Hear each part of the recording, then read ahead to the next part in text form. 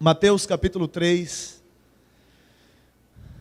diz assim: E naqueles dias, apareceu João o Batista pregando no deserto da Judeia, e dizendo: arrependei-vos, porque é chegado o reino dos céus.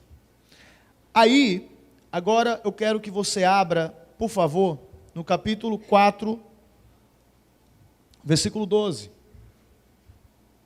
Jesus, porém, ouvindo que João estava preso, voltou para a Galileia. Jesus, porém, ouvindo que João estava preso, voltou para a Galileia. Verso 17. E desde então, começou Jesus a pregar e a dizer: arrependei-vos, porque é chegado o reino dos céus. Eu quero trazer uma palavra hoje aqui, falando sobre reino de Deus. A gente vai iniciar a construção de um entendimento aqui hoje, falando sobre a diferença entre reino de Deus e salvação. Você sabia que salvação e reino de Deus são duas coisas diferentes? Por que eu quero trazer essa palavra? Eu quero trazer aqui um entendimento, porque tem muita gente que já, às vezes, já é salva, já confessou Jesus, mas não vive uma realidade de reino de Deus. A pessoa já nasceu de novo, mas ela não consegue viver a realidade de reino de Deus. Ela não tem uma consciência de cidadão dos céus. Na verdade, ela vive uma vida às vezes oprimida, uma vida arrebentada, uma vida escravizada, e não desfruta daquilo que Deus já conquistou para ela. Em nome de Jesus, se você chegou aqui nessa condição, que pela revelação da palavra, a sua vida seja transformada agora, na autoridade do nome de Jesus. Então, o que nós temos que entender sobre o reino de Deus? Eu separei aqui 5 princípios, chaves, para ajudar você a entender e a discernir o que é o reino de Deus. Em primeiro lugar, a gente leu aqui um texto da Bíblia, onde João Batista, ele tinha uma mensagem: arrependei-vos, porque é chegado o reino dos céus. E a gente vê que depois de João Batista, Jesus, depois que João foi preso, porque Jesus só iniciou o ministério depois que João foi preso. Enquanto João estava pregando, Jesus não pregava. Havia uns fariseus que queriam fazer contenda entre os dois. Presta atenção, sempre tem alguém querendo arrumar uma contendinha com você. Não dê ouvido a esses fariseus religiosos, tá? Procure ouvir sempre a Deus. Tentaram fazer uma contendinha entre Jesus e João Batista, falando: olha, Jesus está batizando mais do que você. Mas a gente leu aqui o texto de Mateus, que Jesus só iniciou o ministério depois que João foi preso. Jesus só começou a pregar depois que João foi preso. E qual era a pregação de Jesus? A mesma de João: arrependei-vos, porque é chegado o reino dos céus. Presta atenção, que o evangelho que Jesus pregava não era o evangelho da morte. O evangelho que Jesus pregava não era o evangelho da cruz. O evangelho que Jesus pregava não era o evangelho do Calvário. E não estou dizendo que pregar sobre a cruz, pregar sobre a morte de Cristo e pregar sobre o Calvário é errado. Não, mas eu quero que você entenda que a pregação de Jesus era sobre o reino de Deus. Na verdade, o reino de Deus não era só a pregação de Jesus e João Batista. O reino de Deus, isso aqui é a primeira verdade que você tem que gravar. O reino de Deus é o principal assunto no cenário profético da Bíblia. O reino de Deus é o principal assunto do cenário profético da Bíblia. Quando a gente olha para o Velho Testamento, olha as profecias, vê ali os profetas de Deus, aqueles que recebiam uma revelação de Deus, você vai ver que as profecias dele, o principal tema, o principal assunto era referente àquilo como Deus iria estabelecer o seu reino e o seu governo na terra. Quem está entendendo? Diga: eu estou entendendo. A gente abre a Bíblia, por exemplo, em Daniel capítulo 2. Em Daniel capítulo 2 a gente vê o profeta Daniel interpretando um sonho, uma visão que um rei ímpio havia tido. O rei Nabucodonosor, rei da Babilônia. A Babilônia, não sei se você sabe, havia conquistado a nação de Israel. O próprio Deus permitiu que a Babilônia conquistasse Israel. O rei Nabucodonosor teve um sonho, e ele pediu que alguém interpretasse o sonho. Daniel, eu vou encurtar a história. Daniel se levantou: eu vou interpretar o seu sonho. Me deixe apenas orar ao meu Deus primeiro. Daniel foi orar a Deus, e Deus revelou a ele o sonho e o entendimento do sonho. E o que aquele sonho de Nabucodonosor falava? Diga: uma estátua. E aquela estátua, ela tinha a cabeça de ouro, ela tinha peito e os braços de prata, o ventre e as coxas de bronze, as pernas de ferro e os pés de ferro e barro. Aquela estátua, ela tinha também um significado. aquela estátua, além dela, o Nabucodonosor, ele viu uma pedra sendo removida, sem mão humana, e sendo arremetida contra aquela estátua. Aquela estátua se desmanchava, virava pó, e aquela pedra virava um grande monte, uma grande montanha. Esse foi o sonho de Nabucodonosor. Mas até aí, beleza, tudo bem, mas o que isso significa? Deus deu a revelação a Daniel. E Daniel, ele explicou para Nabucodonosor aquilo que estava vendo. Eu creio que Deus está levantando Daniéis nesse tempo. Homens e mulheres de Deus que farão a leitura daquilo que Deus vai fazer nas próximas gerações.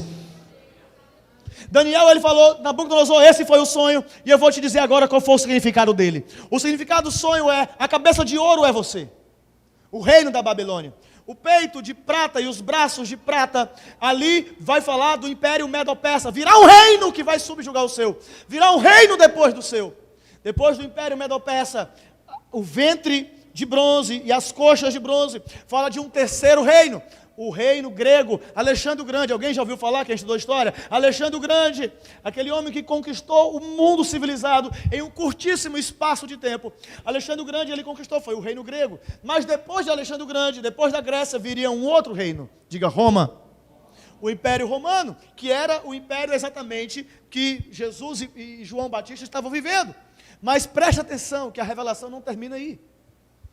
A revelação, ela termina com uma pedra sendo arrancada, não com mãos humanas, e sendo arremetida contra aquela estátua que representa aqueles 4 reinos. Aquela pedra, ela destruiu, desmanchou. Aqueles 4 reinos se desintegraram, eles não existiriam mais, e aquela pedra se tornaria uma grande montanha, e isso fala de um reino perpétuo e inabalável.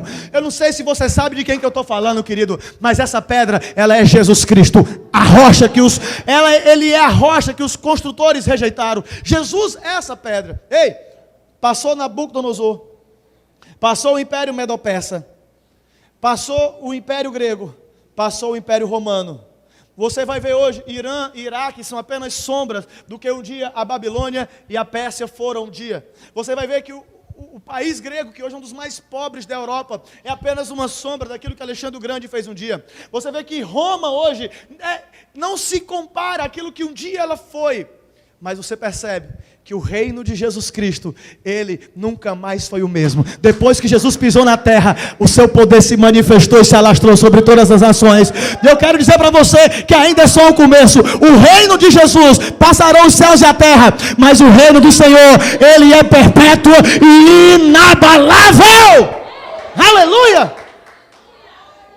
O cenário profético, o tema principal da profecia é o reino de Deus. É o reino de Deus.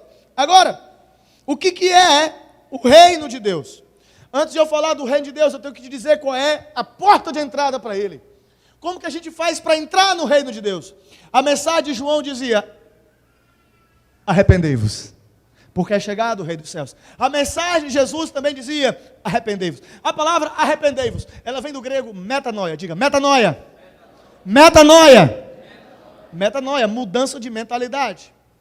É a mesma palavra que o apóstolo Paulo usa lá em Romanos capítulo 12, no verso 2, quando diz: não vos conformeis com o presente século, mas sejam transformados pela metanoia. Sejam transformados pela renovação do entendimento. Para entrar no reino, você tem que mudar a sua mentalidade. Não é simplesmente uma mentalidade: eu pecava antes, eu não vou mais pecar. Eu traía minha mulher antes, eu não vou mais traí-la. Eu adulterava antes, eu não vou mais. Eu roubava antes. Não, não é isso. A mudança de mentalidade é você deixar de pensar como um escravo, é deixar de pensar como um fugitivo e passar a pensar como um cidadão dos céus. É você parar de pensar que você é independente, que você faz o que você quiser da sua vida e começar a pensar: ei, eu faço parte de um reino e eu tenho um rei sobre a minha vida. Eu tenho um rei sobre a minha vida a quem eu hei de dar conta de tudo aquilo que eu vou fazer. Isso é uma mudança de mente. Olha para a pessoa do lado e fala: querido, você não está sozinho, você não está de bobeira. Vai, me ajuda aí, irmão. Você não está sozinho, você não está de bobeira. Não, você tem um rei sobre a sua vida. Você tem alguém a quem você vai prestar conta da sua vida. Você tem alguém a quem você vai dar conta de cada um dos seus atos. Você é um cidadão do reino e existe um rei que governa sobre a sua vida. Aleluia! Se está aplaudindo o Senhor, aplaude forte, irmão. Se é para mim, para. Se é para Ele, aplaude forte, glorificando, adorando e exaltando. Você é cidadão do Rei. E quando a gente olha para o reino, eu quero falar hoje sobre a origem do reino. E aqui é a segunda verdade que eu vou entrar aqui para você, introduzir você. A origem do reino está na origem de todas as coisas. Se você quer entender o reino de Deus, você tem que olhar para o primeiro homem. Porque a origem do reino está diretamente ligada ao propósito de Deus para mim e para você. A origem, vou repetir, a origem do reino de Deus, dona Michele, está diretamente ligada àquilo que Deus tem para a minha vida e para a sua vida. Quem quer entender isso? Gênesis capítulo 1. Gênesis capítulo 1, no verso 26, diz assim: E disse Deus: façamos o homem à nossa imagem, conforme a nossa semelhança, e domine sobre os peixes do mar, e sobre as aves dos céus, e sobre o gado, sobre toda a terra, e sobre todo réptil que se move sobre a terra. 27. E criou Deus o homem à sua imagem, a imagem de Deus o criou, homem e mulher os criou. 28.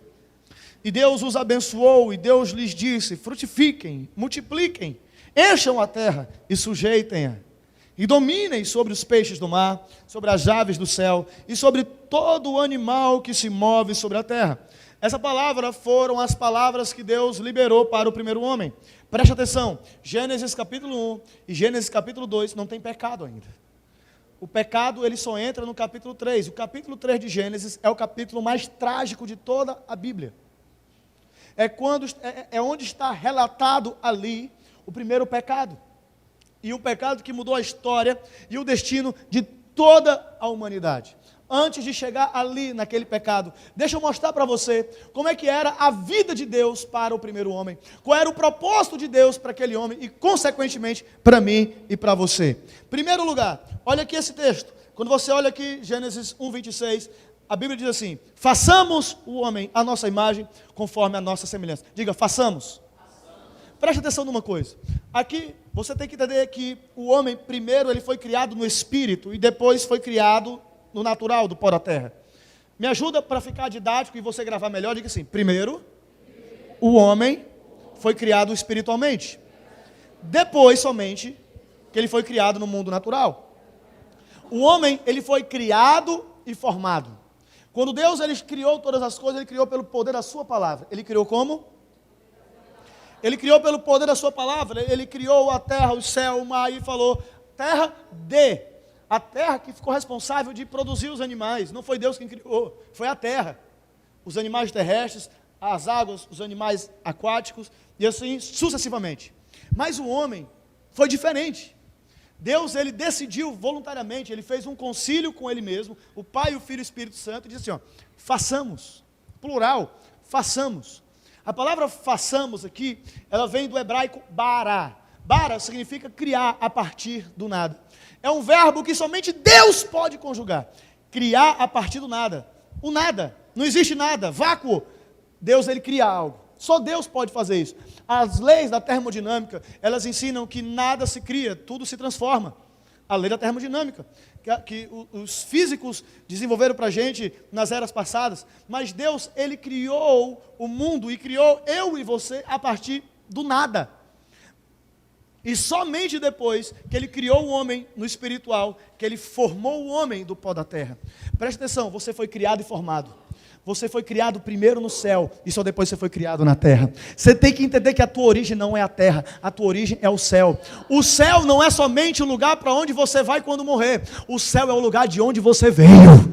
O céu não é simplesmente o teu destino. O céu é, na verdade, a tua origem. Você não é, querido, simplesmente um cidadão terreno. Você é um cidadão celestial. Na verdade, a Bíblia diz que eu e você, nós somos peregrinos nessa terra. Ei, você é um elo de convergência entre o céu e a terra. Presta atenção, irmão. Deus está falando de você. É de você que Deus está falando aqui. Primeiro foi o espiritual, depois o natural. É por isso que Paulo fala em Efésios capítulo 1, verso 4, que Ele nos elegeu nele, desde a fundação do mundo. Antes do mundo ser criado, Deus já havia escolhido você. Olha para a pessoa do lado, cara, você não é pouca coisa não. Antes de Deus criar tudo, Ele já havia escolhido você.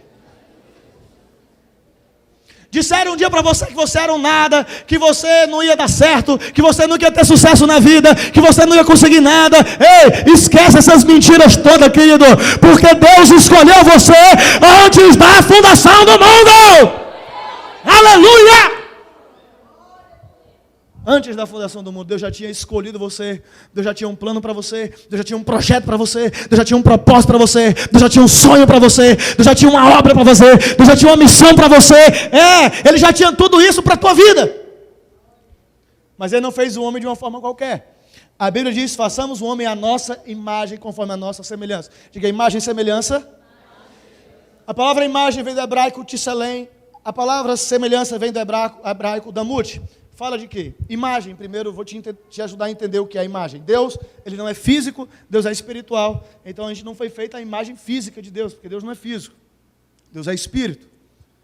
Então essa impressão, essa identidade, ela é espiritual e não natural.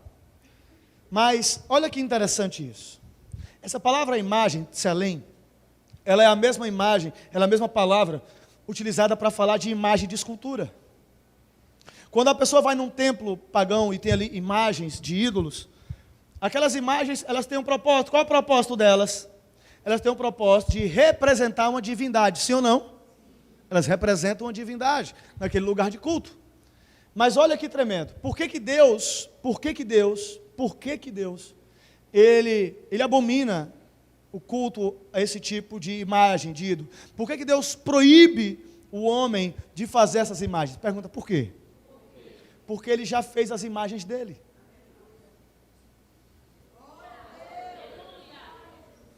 Deus já fez as imagens dele.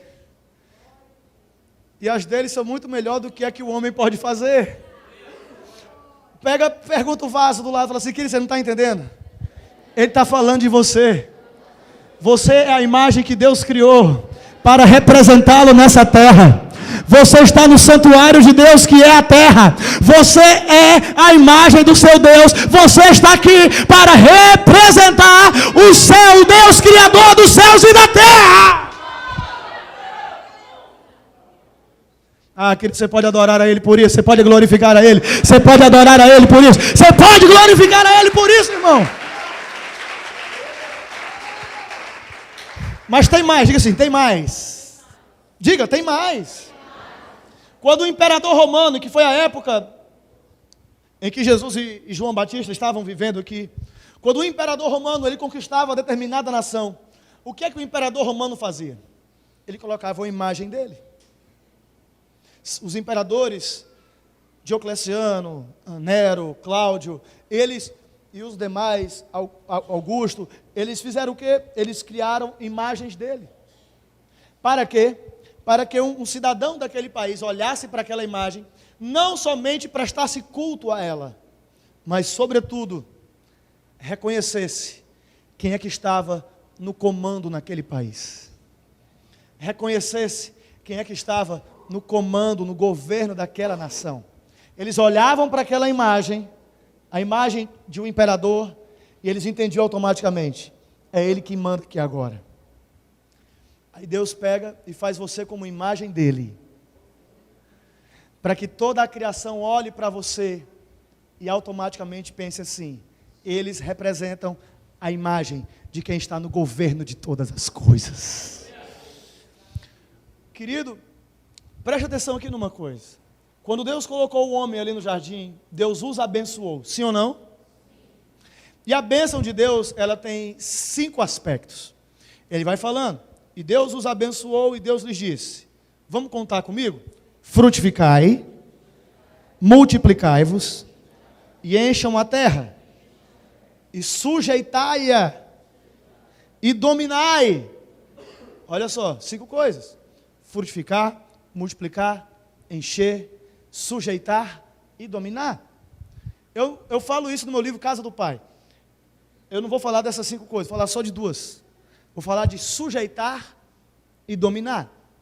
Você entenda que você foi colocado aqui para exercer autoridade e domínio nessa terra.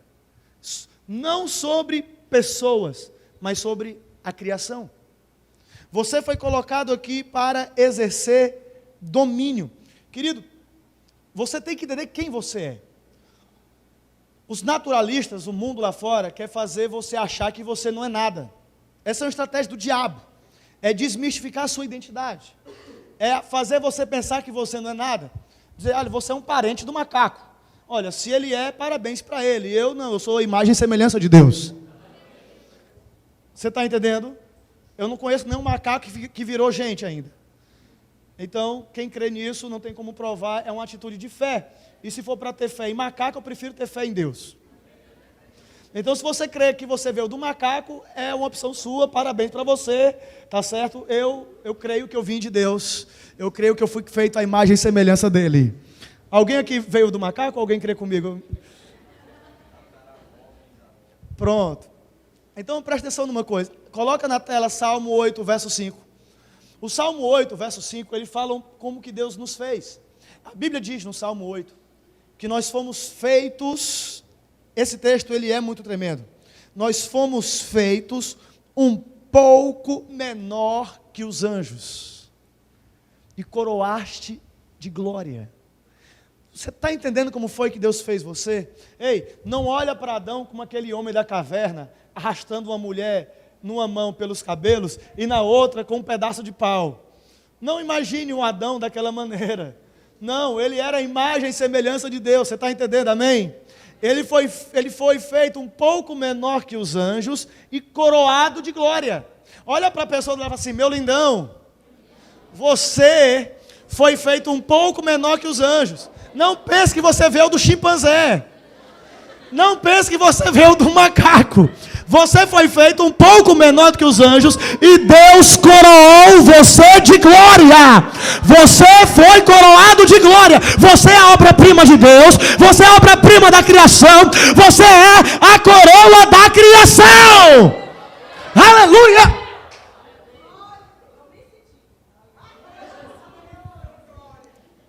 É isso aí. Essa palavra, ela tem o propósito de ajudar você a regulamentar, a regular a tua autoimagem, a você entender quem você é em Deus. Você não é o que dizem que você é o que a palavra do seu Deus diz que você é.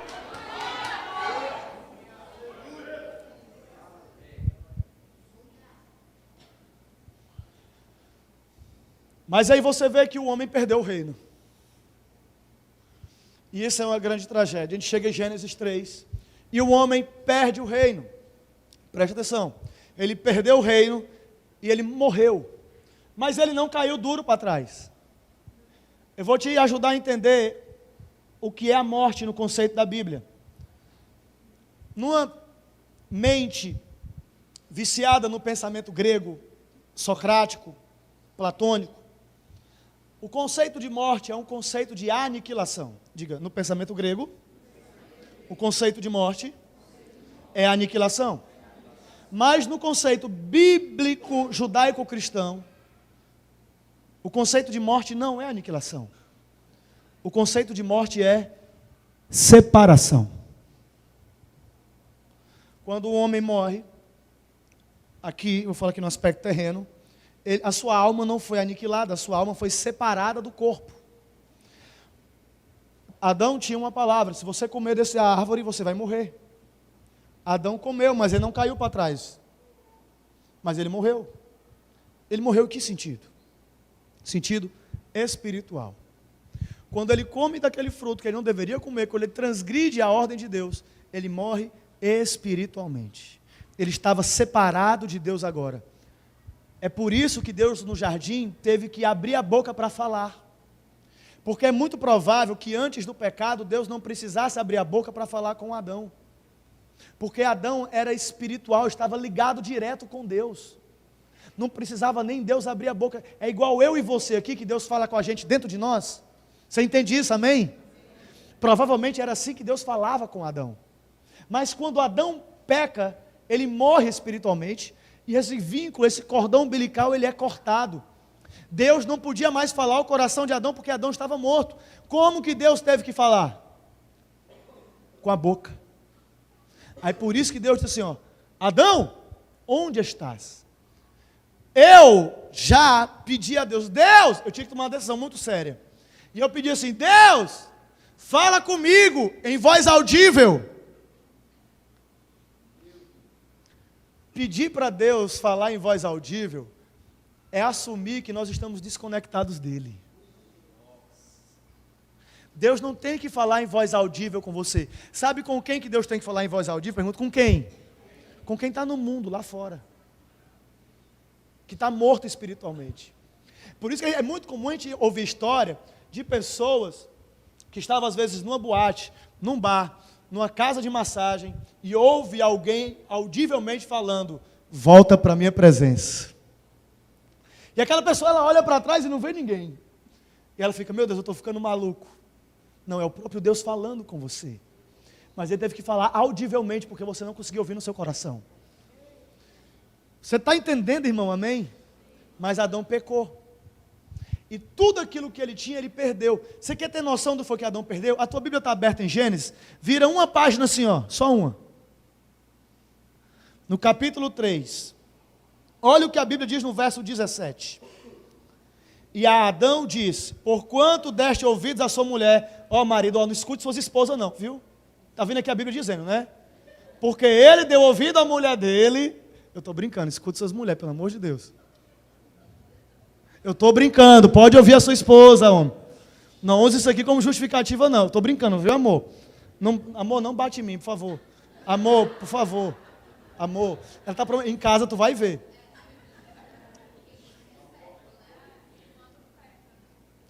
Obrigado, amor. Você sabe corrigir as coisas, né? Não escute a sua mulher quando ela quer fazer o que não presta. Viu, Macharal?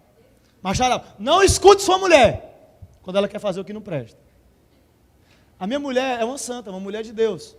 Eu sou premiado em ser casado com ela, porque às vezes Deus fala comigo, eu sou meio rebelde. Aí eu tenho ela. Porque quando eu não quero ouvir o Espírito Santo, ela vai e fala, amor. Tá bom, Gilmar, é verdade, você tem razão. Volta para cá. E Adão diz, porquanto deste ouvidos à voz da tua mulher, e comeste da árvore que te ordenei, dizendo, não comerás dela, maldita é a terra por tua causa. E com dor comerás dela todos os dias da tua vida. Ei, Adão comia dela, mas era suave na nave. Não tinha dor, não tinha sofrimento. Verso 18. Espinhos e cardos também te produzirá, e comerás a erva do campo. No suor do teu rosto comerás o teu pão, até que te tornes a terra, porque dela foste tomado, e porquanto és pó, e em pó te tornarás. Presta atenção, trabalho sempre foi de Deus. Sério, apóstolo? Eu sei, irmão, às vezes você acorda 5 horas da manhã, meu Deus, trabalho não pode ser de Deus, meu Deus do céu. Não, irmão, trabalho é de Deus. O suor do rosto que não é, o sofrimento que não é. Mas o trabalho sempre foi de Deus, o que não era. Você vê que tudo mudou. O trabalho de Adão não seria mole agora, seria duro, seria difícil. A terra não ia produzir só fruto, a terra ia produzir cardos, abrolhos, ia dar espinhos para ele também. Sabe o que eu aprendo aqui?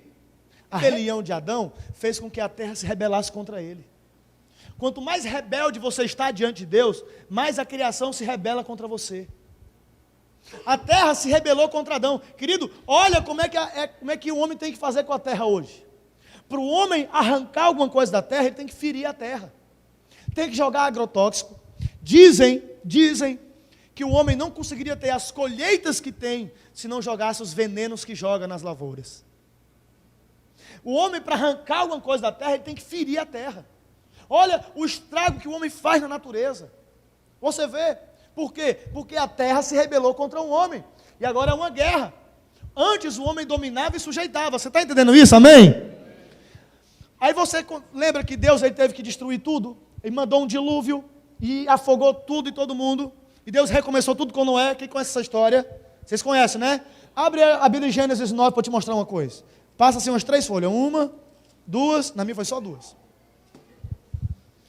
E abençoou Deus a Noé e a seus filhos e disse-lhes, você lembra daquela conta que a gente fez? A bênção de Deus? Mão aberta, não era? Olha aqui, ó, Deus vai abençoar Noé. Fecha a tua mão aí, vamos abrir a mão de novo. E abençoou Deus a Noé e a seus filhos e disse-lhes, vamos contar? Frutificai, multiplicai-vos e encham a terra. Acabou. Parou aqui. Não tem mais sujeitai e dominai. Você percebeu isso? Não tem mais. Pergunta, por quê? Porque o homem agora estava morto espiritualmente. Ele não podia mais exercer o reino e o governo sobre a terra. Agora, eu quero entrar aqui no terceiro ponto da mensagem, já caminhando para a reta final, porque a gente já tem que orar já. Abre tua Bíblia comigo, 1 Coríntios capítulo 15. Eu quero orar pela sua vida. 1 Coríntios capítulo 15.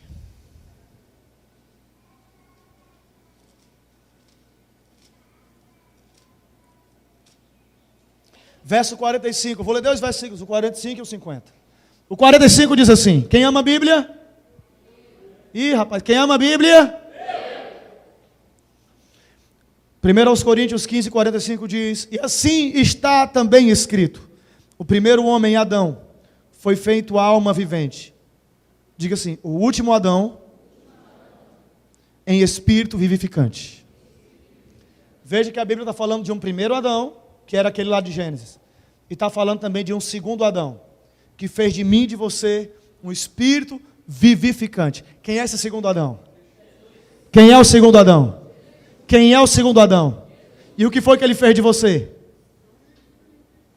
Diga: eu não estou mais morto espiritualmente, eu estou vivo. Verso 50. E agora digo isso, irmãos, que a carne e o sangue não podem herdar o quê? Não podem herdar o quê? Não podem herdar o reino de Deus, e nem a corrupção herdar a incorrupção. Noé não podia herdar o reino de Deus porque ele ainda estava morto espiritualmente.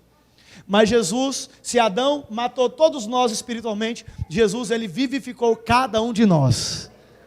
E ele torna eu e você espírito vivificante, vivos espiritualmente. Hoje você pode ouvir de novo Deus, amém? Você não precisa mais ouvir a voz audível de Deus no seu ouvido, porque agora você pode ouvir Deus falando com você direto no seu coração. Mas não para não, irmão. Jesus é o segundo Adão. E Jesus, ele vivia exatamente como um cidadão do reino deveria viver. Pergunta como? Primeiro lugar, os demônios se sujeitavam a ele. Diga: autoridade. Os demônios se sujeitavam a ele. Em Marcos capítulo 5, Jesus atravessa o lago de Genezaré. Ele chega ali numa região chamada de Gadara, numa outra região chamada Decápolis, 10 cidades, e vem ali 2 homens endemoniados. A Bíblia fala de 2, Marcos fala de 1 apenas, mas eram 2 provavelmente, pelo menos 2, e ali aqueles demônios falam assim: que vieste ter conosco, ó Filho de Deus, vieste nos atormentar antes da hora. Os demônios se sujeitavam a Jesus, os demônios reconheciam a autoridade de Jesus. 2, Jesus um dia estava dormindo. Ele estava fazendo o quê, irmão? Dormindo, tirando uma sonequinha. E aí, estava dentro do barco, dormindo, balançado, balançado bom. Irmão, quem já andou de avião? Quem já pegou uma turbulênciazinha de leve? Quem já ficou nervoso na turbulência? Quem quer aprender uma dica boa para a turbulência? Eu vou fazer o que eu faço. Quando vem a turbulência, eu pego, aperto o botão aqui da minha cadeira, eu empurro ela para trás, eu fecho o olho e fico: obrigado, Jesus. O Senhor está querendo que eu durma e está me balançando para eu dormir logo, né, Senhor? Deus está no controle de tudo. Eu faço assim, eu quero encorajar você a fazer a mesma coisa. Amém, irmão? Mas os discípulos estavam lá, numa turbulência, só que num barco. E Jesus estava dormindo na turbulência. Balançado bom. Sonhando Jesus. Ai, meu Deus, se ele fosse cearense, estava numa rede. Estava lá. E aí os discípulos: mestre, mestre, mestre, não te importa que pereçamos? E Jesus se levanta e fala: ah, homem de pouca fé. E olha o que Jesus fala. Ele diz assim: vento, cala-te. Mar, aquieta-te. Diga assim de novo: autoridade. E os discípulos ficaram: quem é esse que até ao vento e ao mar dá ordens? Quem é esse? De novo, num barco, numa tempestade, estavam os discípulos, agora estava sem Jesus. E de novo, uma tribulação terrível naquele barco. Vamos morrer, vamos afundar, vamos morrer. E de repente vem ali um homem andando sobre as águas. Meu Deus, é um fantasma, meu Deus! Não, não é um fantasma, sou eu. Andando sobre as águas. Quem é esse que tem poder sobre a gravidade? Diga mais uma vez, a autoridade. Ei, um dia os discípulos passaram a noite toda pescando e não pegaram nada. Passaram a noite toda pescando e não pegaram nada. E Jesus falou, vão de novo, joguem a rede no outro lado. Discípulos falaram, Senhor, passamos a noite pescando e não pegamos nada, mas pela tua palavra, nós vamos lançar a rede. Eu imagino Jesus pensando, é pela minha palavra mesmo, pode lançar. E quando eles obedeceram a palavra do mestre e lançaram a rede, eles tiveram ali a maior colheita de suas vidas. Bate no ombro do teu irmão e fala assim, meu querido, a única coisa que você precisa é da palavra do seu Deus, e você vai ver sobre você a maior colheita da sua vida. Ai, meu Deus do céu! É só uma palavra que você precisa. É só uma palavra dele que você precisa. E o nome disso é autoridade. Aleluia, aleluia, aleluia, aleluia, glória a Deus, aleluia. Autoridade é o nome, basta uma palavra dele, é só uma palavra dele, para aquilo que parecia ser impossível mudar na tua vida, é só de uma palavra dele que você precisa, homem. 5 pães e 2 peixes é impossível, como dar de comer a tantas pessoas? Pois é, na mão de qualquer um não é nada, mas na mão de Jesus e nas mãos daqueles que seguem a Ele, 5 pães e 2 peixes é suficiente para alimentar uma multidão. Deixa eu dizer uma coisa para você, só quem é discípulo de Jesus, meu Deus do céu, só quem é discípulo de Jesus aí, só quem é discípulo de Jesus recebe essa, aquilo que Deus colocar na tua mão não vai faltar, aquilo que Deus colocar na tua mão vai multiplicar, aquilo que Deus colocar na tua mão vai dar para cumprir todo o propósito que Deus colocou dentro de você. E eu digo mais, vai sobrar em nome de Jesus, não vai faltar, não vai faltar, vai sobrar em nome de Jesus. Eu declaro um novo tempo sobre a tua vida, eu declaro sobre você um tempo de abundância. Aleluia, se você crê, adora, se você crê, exalta, glorifica Ele.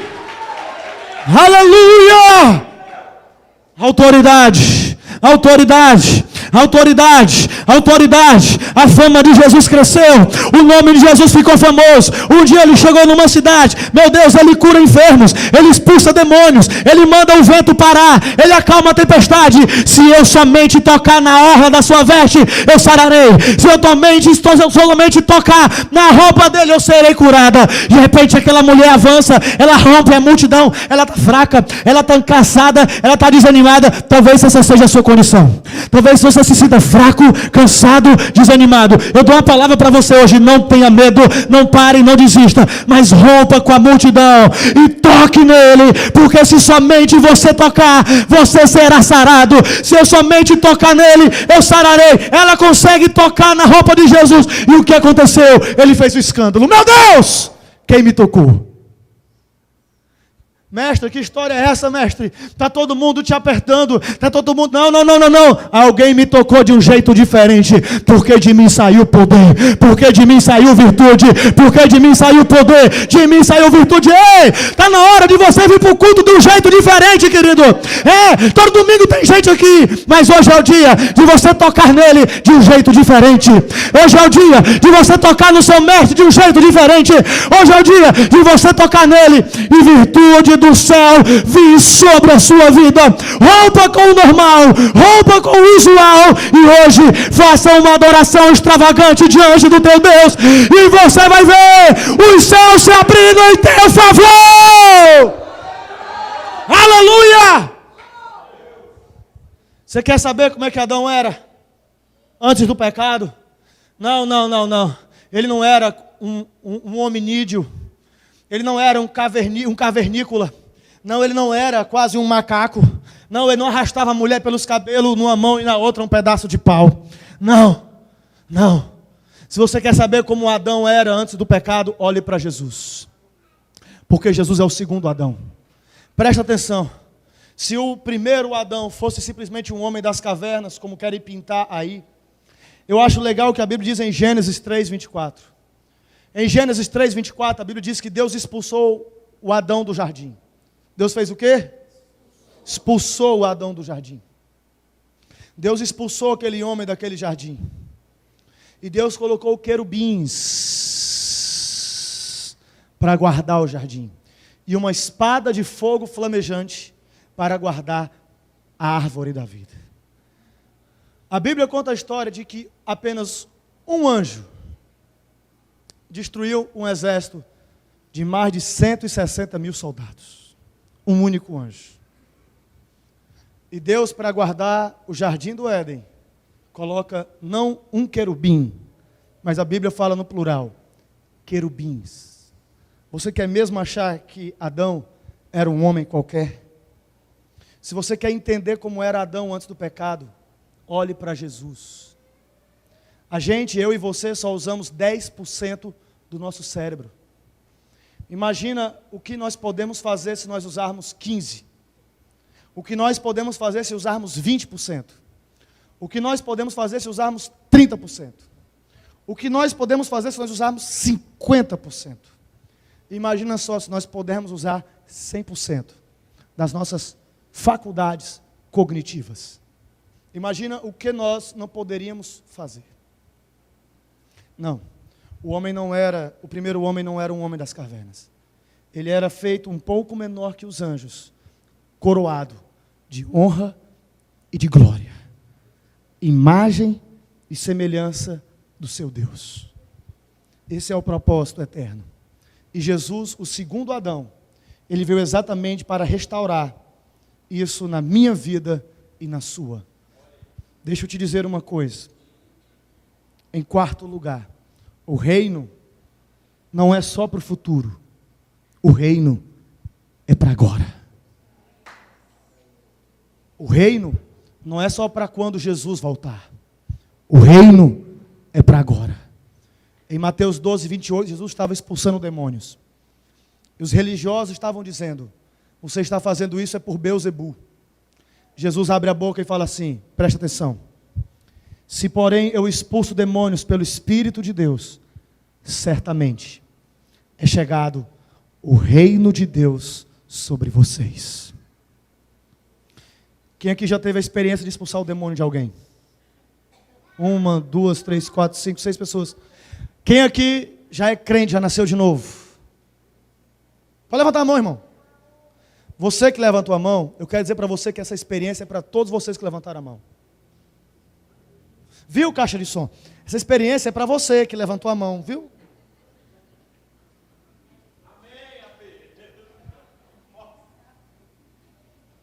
Quem aqui já nasceu de novo? Essa experiência de exercer autoridade sobre espíritos imundos é para todos vocês que já nasceram de novo. Se eu expulso demônios pelo Espírito de Deus, é porque o reino de Deus é chegado até vocês. Um dia aqui na igreja, já aconteceu publicamente, a pessoa citar Jesus, cair endemoniada. Já aconteceu algumas situações, alguns fenômenos. A gente não dá ênfase a isso aqui, porque a gente dá glória a Deus. Você está entendendo, irmão? Se alguém está tendo alguma manifestação, a gente tenta resolver aqui. Não resolver, a gente leva lá para dentro, para resolver lá dentro com calma, sem expor a pessoa. Uma vez, estava num culto de terça, preguei uma mensagem simples, normal, nada de libertação. Estava uma senhora ali, uma senhora veio visitar, e ela se vedendou, e no final do culto eu queria um pastor para orar por mim. E eu fui lá, oi, minha senhora, posso ajudar? Como? Eu levei uma queda, estou com muita dor, eu posso orar por você? E estavam algumas mulheres, eu tenho muita prudência em relacionar-me com mulheres. Eu evito conversar com as irmãs, eu converso com testemunhas, você está entendendo? Eu evito conversar, o WhatsApp converso necessário e só com algumas pessoas. imediatamente eu procuro já encaminhar para minha esposa. É uma forma de eu me proteger, irmão. Você está entendendo? Quando eu vou orar por uma irmã, eu não gosto de pegar muito, sabe? No máximo pego na cabeça, aqui no ombro, sem muito chamego. Para não confundir as coisas. Então eu gosto sempre que uma irmã me ajude. E a irmã vem aqui, às vezes é minha esposa, às vezes uma irmã que eu creio que é cheia do Espírito Santo esteja perto. E estava lá, minha esposa estava ocupada, e estava uma irmã aqui da igreja. Eu falei, minha irmã, coloque a mão aqui sobre ela. E eu pedi para a irmã impor as mãos sobre ela. E eu dei o comando, espírito de enfermidade, saia. Seja restaurado a saúde, o corpo. A minha esposa chegou depois, ela conta que viu, estava deformado, na hora que nós orávamos, voltava para o lugar o osso.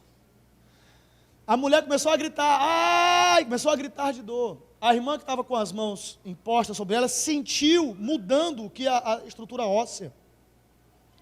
E ela na hora restaurou. Só que quando restaurou, ela endemoniou. Aí tinha uma outra irmã que viu, está endemoniada, meu Deus. Porque acontecem umas coisas diferentes. E ali, sem alarde, expulsamos o demônio ali, toda a mulher, normal. Restaurou. Foi liberta e curada. Irmão, a gente evita estar dando ênfase nisso, porque a gente dá glória a Deus. Você está entendendo? Mas eu estou contando isso aqui para você, para dizer para você, que se você já nasceu de novo, essa autoridade já está sobre a sua vida. A Bíblia diz, o Evangelho de Marcos, capítulo 16, os sinais seguirão os que creem. Em meu nome falarão em outras línguas, curarão os enfermos e expulsarão os demônios. Olha para o teu irmão do lado, você crê? Pois esse sinal vai te seguir. Querido, se você é um cidadão do reino, aonde você está, é o seu lugar de atuação. O seu lugar de atuação não é somente aqui dentro. Sexta-feira eu fui no banco, eu fui agora no final do mês para aproveitar o banco vazio. Meu Deus, esperei horas lá.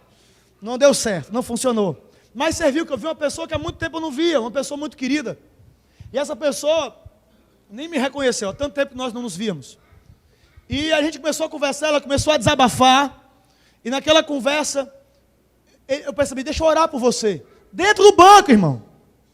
Peguei ele pela mão, arrastei aqui, levei para o canto. E comecei, Pai, eu oro, eu declaro e tal. Querido, quando você é cidadão dos céus, todo lugar é lugar para você manifestar o reino. Não tenha medo, não tenha receio, não se intimide de manifestar o reino de Deus aonde você estiver. Você está entendendo, amém? Porque o reino de Deus já está entre nós. Bate na mão do irmão do lado, bate, fala assim, meu querido, eu quero ouvir, vai, bate. Meu querido, o reino já está entre nós. O reino já está aqui. O reino já está em nosso meio. O reino já está entre nós. Lucas 17:20, a Bíblia diz assim: interrogado pelos fariseus sobre quando viria o reino, Jesus lhes respondeu: não vem o reino com visível aparência, e nem dirão, ei-lo aqui ou lá está, porque o reino de Deus está dentro de vós. O reino de Deus está dentro de vós. O reino de Deus está dentro de vós. O reino de Deus já está dentro de você. Aleluia!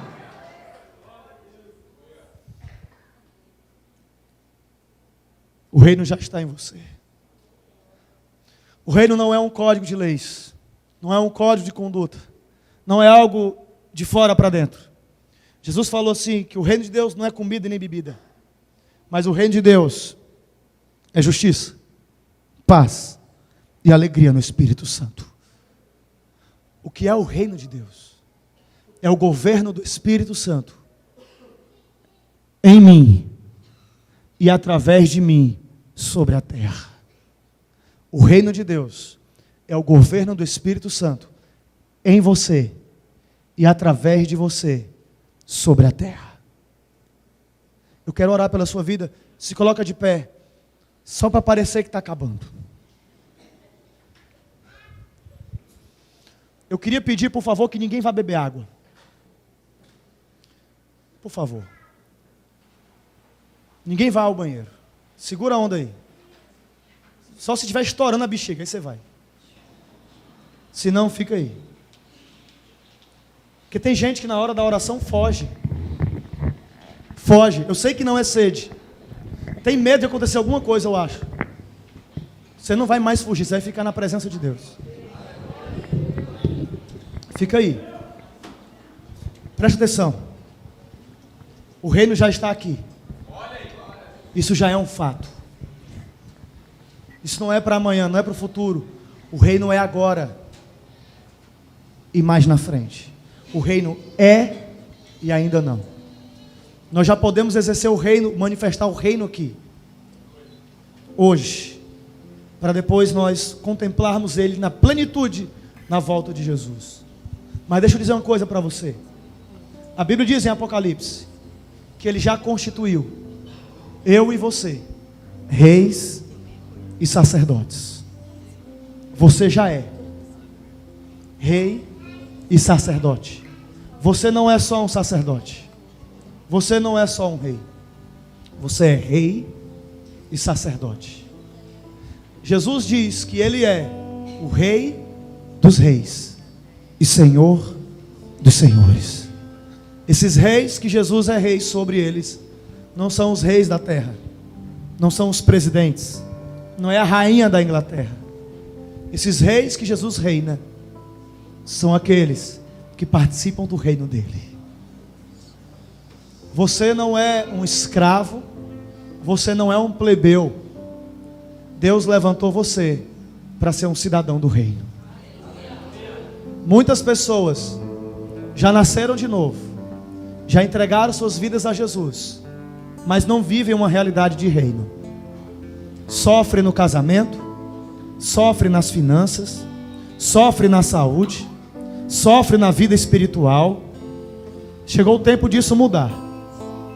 Chegou o tempo de você reinar em vida. Chegou o tempo de você manifestar o reino de Deus agora, hoje, porque o reino de Deus não vem com aparência visível, não está aqui e nem ali, ele já está dentro de você.